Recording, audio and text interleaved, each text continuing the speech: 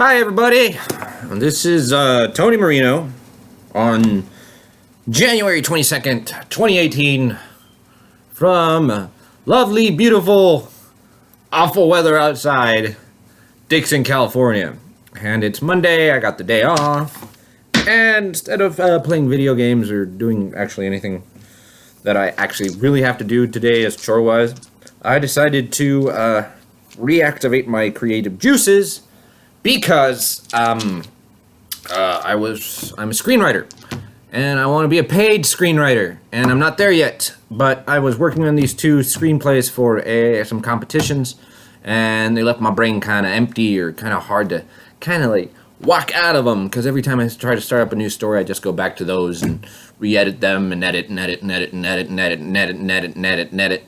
So in order to have fun and blatantly feed my own ego, I'm going to film myself trying to build a story using these fun little things called story cubes, which are basically 9 little die with some pictures on them. And the objective is to create a story. So what I'm going to do is I'm going to try to build a fast, quick little story, because I've tried this a couple of times already, and I just turned to about a 30-minute monologue on nonsense. So I'm going to try to be as concise and as I can to get through the story, and I'll just try to tell an interesting story. So let's see what happens. Okay. So, ladies and gentlemen, we got a chalice, we got a laser gun, we got an egg that's cracking, we got a skull and crossbones, be it a pirate flag, some pirates, or else poison or something. Got a camera. Camera. We got a bowl of rice. We got a ladder, a cave, and last but not least, either a giant or a tiny person. So depending on what I want to use it as, or maybe both. So let us try to build a story out of that. So.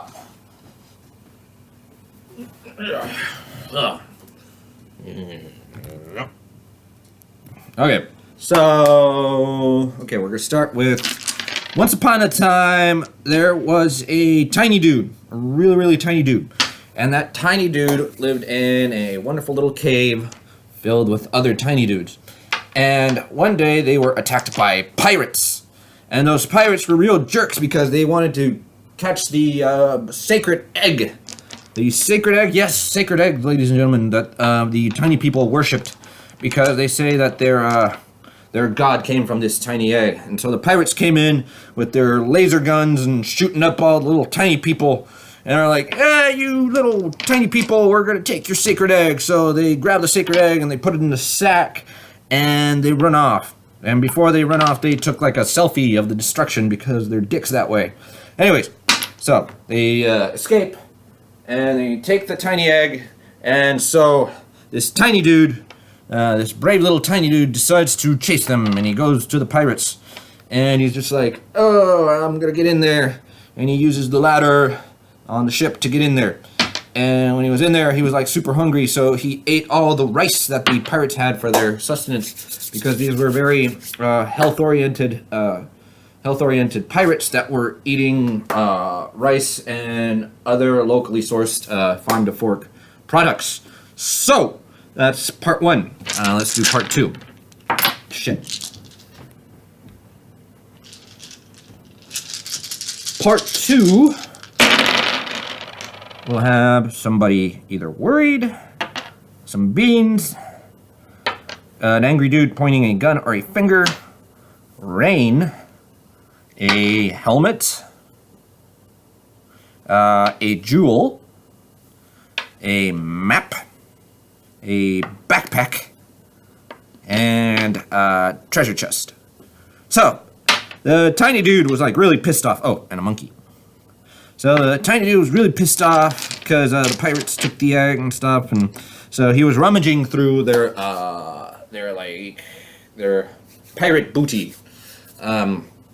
And he was looking through it, and he found a helmet that was imbued with magical powers. And whenever he put on the helmet, it would make him capable of controlling the rain. Yes.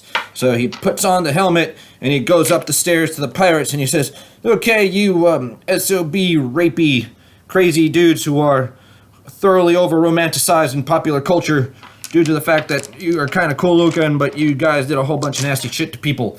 I'm gonna take you down." So he puts on the helmet and he invokes the rain, and the rain comes and it starts pummeling the ship.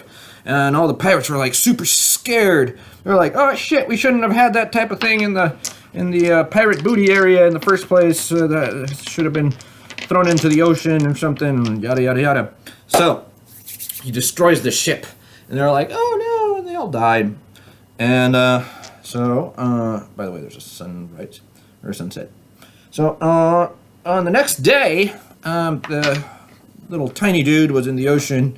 He's like, well, I was really angry at the pirates, and I destroyed their ship. But because I destroyed their ship, I can't find the egg that they stole, and I'm stuck in the middle of the ocean." So in the wreckage, he found a treasure chest. A treasure chest from the pirates. So he decides to use it as a boat. And then so he puts the rain helmet back on, he gets into the boat, and he gets out of there, Legend of Zelda Wind Waker style, and he makes it to an island. On that island, he was like super hungry because he hadn't eaten for days, so he decides to eat some beans that he found there. But the beans were too refried and they had too many spices in them, and he pooped them out because he got the runs. But because of the beans in there, they kind of fertilized the ground, and then this caused a magical reaction to the earth and it sprouted out a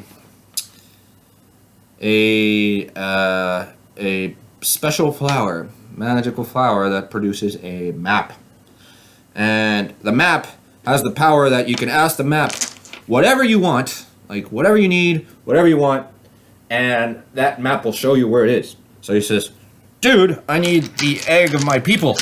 So the map shows him where the egg of his people is, and the egg of his people in Act 3 will involve an octopus, more beans, a backpack, a cauldron, a telescope, a submarine, a puzzle piece, a star or a spark or something happening, and more frickin' rice.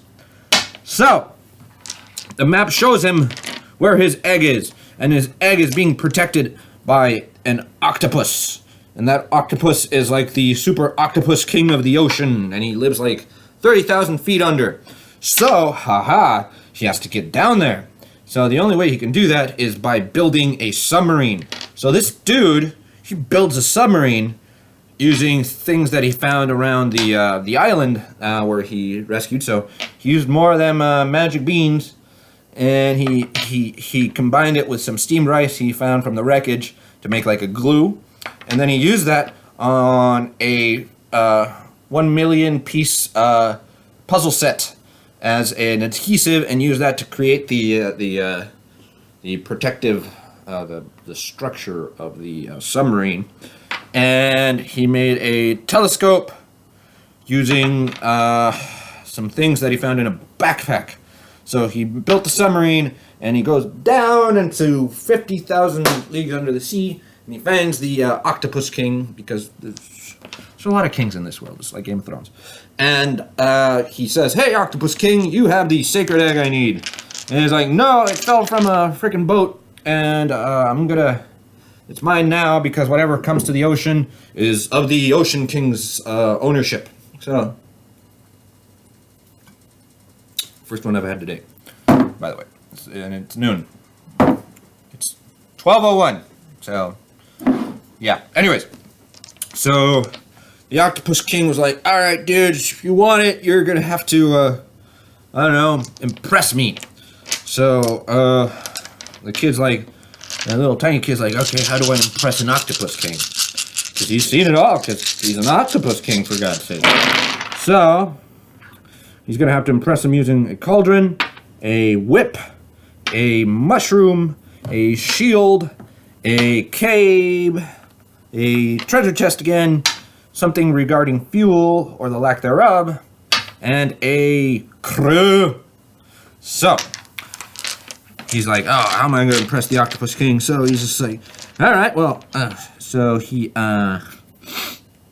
grabs a cauldron and he uses it like a deep sea diver helmet, because he carved a hole in it and stuff. And he goes out there and he's like, all right, Mr. Octopus King, I'm going to impress you by,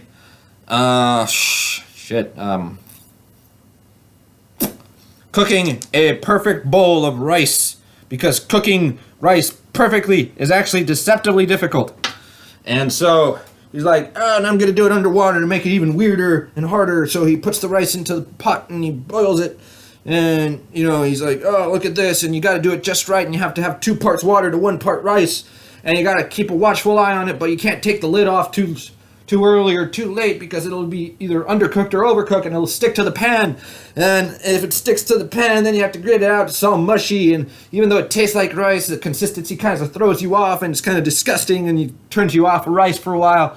And the Octopus King was so fascinated by the fact that this dude knew so much about rice that he was like, you know what? You're a smart dude.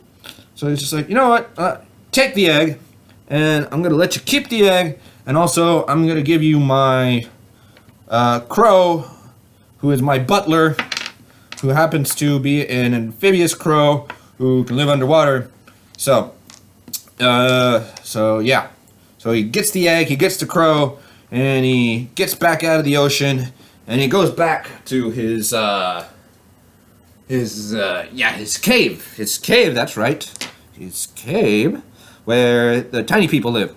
And they're like, hey, dudes, I got my egg. We got the egg. Our king, or God egg is back. And they're like, oh, yay, everything's happy. But unbeknownst to them, the mushroom people were there. The kombucha mushroom people. And they have a great war where the mushroom people were kind of really into S&M and shit. And they started fighting them with whips. And they're like, well, what do we do to fight these? And they're like, I don't know, we only have shields. Because we're peacefaring people, and the pirates took all of our weapons in the first place, too. They're like, what do we do? And he asks his crow friend, his crow butler. And he's like, Crow Butler, what do we do? And Crow Butler's like, we have to do something involving gasoline. So, final shake of the dice. So they go to the crab people, because crab people walk like crab and talk like people. And they tell them, if you give us gasoline, we will give you the means to fight those S&M loving mushroom people. So they got him gasoline, and then they took a selfie because they're all really happy with each other. And they took a picture with each other because, you know, it's consolidated the union. And so they go back and are like, all right, you evil mushroom people, we're going to take you out. So they open the sack, and in the sack they had the means to fight the mushroom people. And in that sack was a ladder. So they took the ladder out of the sack, and they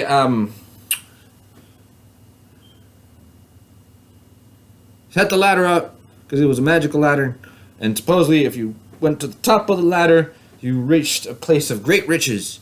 So all the mushroom people were like, oh, we totally believe you. So they went up there. Once they got up there, they realized there was nothing up there. But then the tiny people grabbed the ladder and they took it away. And thus all the mushroom people were stuck in the sky. So whenever you see mushrooms in the sky, it's because of the tiny people who put them there, or because you are ridiculously high. And that is it. Story cubes. I'm sorry. If you really watched through all this, thank you, I guess. But this is just me being bored.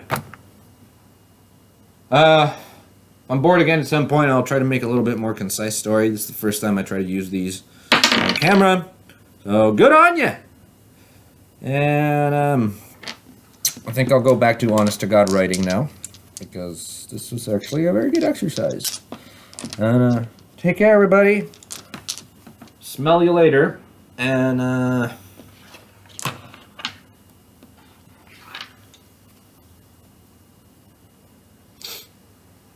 Mm-hmm.